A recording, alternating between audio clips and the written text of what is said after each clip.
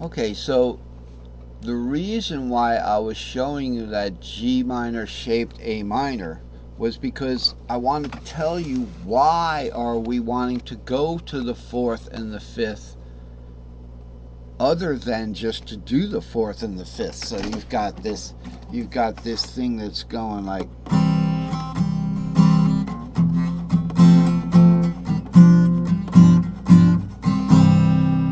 right, and you want to do like the in the A shape. Okay, it's going to be A D E shape. So it's going to be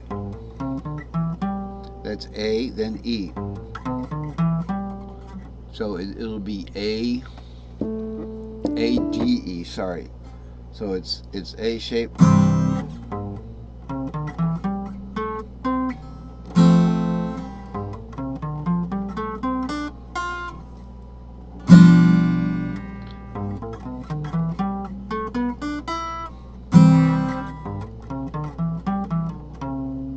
Okay, so that's how you can substitute in there just to get the majors.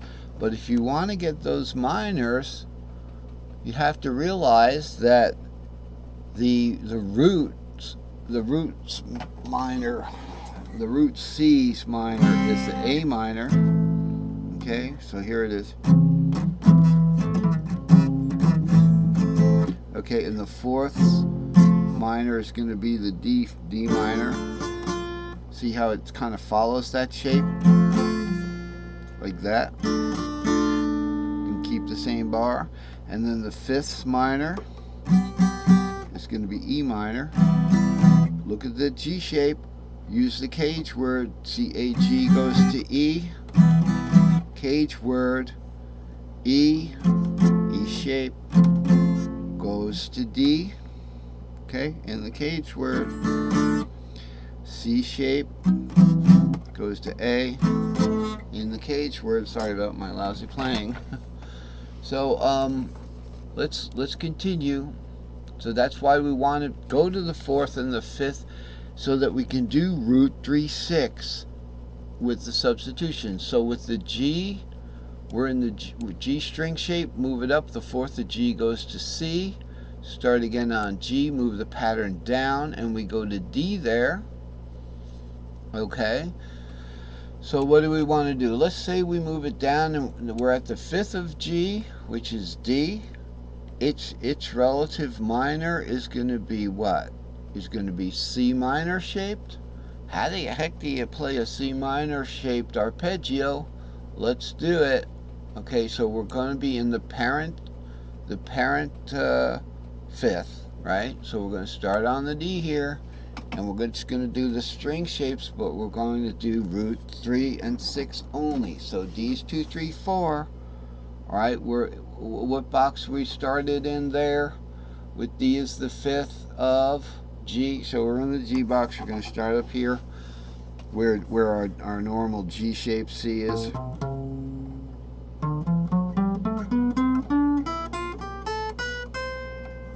Okay, so we're going to start on that G with just root 3 6, and we're going to play a C minor shaped E minor, right?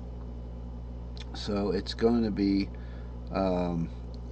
difficult. I think a C minor shape. Let's see, where are we? We were down here. Yeah, a lot of times I see myself doing this in the videos, like let's start over again. Instead, I'm just going to hit pause, think for a second, unthink, and then come back in.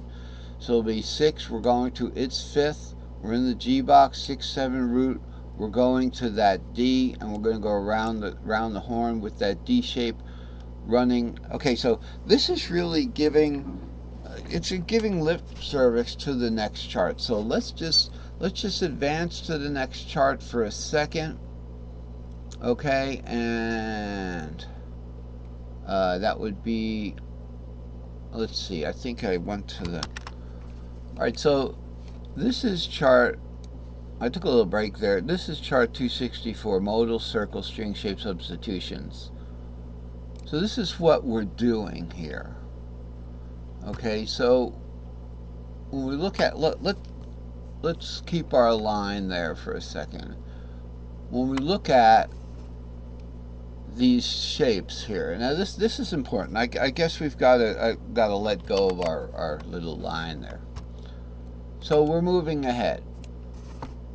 Okay, so let's move to the other chart because we made some progress there. You get the main idea with the moving up and the downs. And we're going to do the long patterns. And by the way, with guitar, you have to do all the shapes. You can't just say, I know how to do one shape, I can play the others, because you can run into shape fitting problems. And also the long pattern. So we're going to go back to the other one if we have time. It says, once you know the chord shape of the minor in the cage shape that you are in, substitute one pentatonic scale letter up and play root 3, 6. Isn't that it? I believe that's what it's telling us to do. So, for instance, we were in the G cage there, weren't we? Oh, this is the one I can't get. Okay, I'll have to move me out of the way here. So we're in the G cage right here. Hello everybody. I'm over here. I'm looking up at the chart. The camera's kind of down here because when I put it on the piano, it had some interference, and then you can't see what I'm playing on the guitar. So you have, so this is just my little setup here, nothing fancy, you know. I'm not a professional. I just want to let you people know how to do this. And how I learned guitar, and it is a great theory if you ask me. I mean, the cage theory and all of its spin-offs that I've developed. So we start in the G here, we go to its fifth is the D. Alright, so for that D we would play the root 3-5 in that D shape. That means out of the string shapes, now let's look at this. Let me get back over where I'm supposed to be. Out of the string shapes, root 3-5 in the 1, okay, and then the 4th and the 5th are just going to be substitutions of that 1 with a root 3-5 or a pentatonic.